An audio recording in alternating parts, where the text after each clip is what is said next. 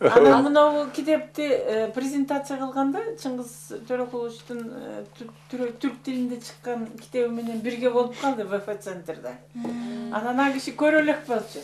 Митип барактап отуруп, ой, Рыскулбектин сүрөтү бар экен, карагыз апам сүрөтү. Ой, Азамат, сен ушундай жакшы көп материалды жыйнаптырсың. Ушунча элдин көзүнчө мен сага ыраазычылыгымды билдирейин, рахмат dedi da.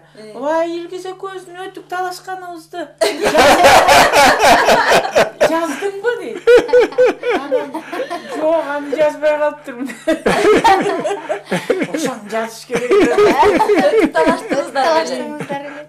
Kegi cana Pakrovka'ya varıp Alışta jol kışında bayağı soğuk tak bulut kiyim yok. Вот.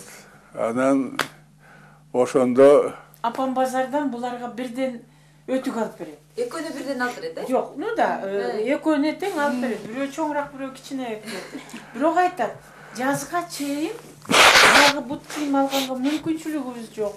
Мындай этияттап кийгиле дейт. Ну макул деп анан кийин экөө өтүктү байлаштырып бияка ийиндерине илип алып анан кийин ошо көпүрөгө чейин жөө басышат.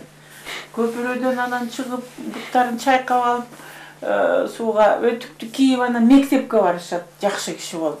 Kaya kelatkanda dagı jөө tigi жылаңайлап келишет да. Анан bir gün İlgiz kiyip alıptır. Üşüp ketken go. Köprüge жеткенде карасам эле ötügün kiyip alıptır. Sen ne kiyip aldың? Kiyip aldım bu çeşpeyim. Анан ошо жерден экөө мушташа.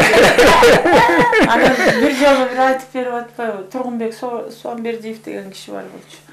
Ошо менен тамашалашып сүйлөшүп. Ой, ушу түкө бир жолу инимди сабадым эле ошондо. Өтүктү сени деген не бережешь, кие бересиң, жазга чыкпай калат деп анан уруп койдум эле. Кечирим сурайын деп. 60-70ке чыкканда айтып жүргөн. Анан ошону айтат, ошону жазган жоксуң ушуга. Жок жазган.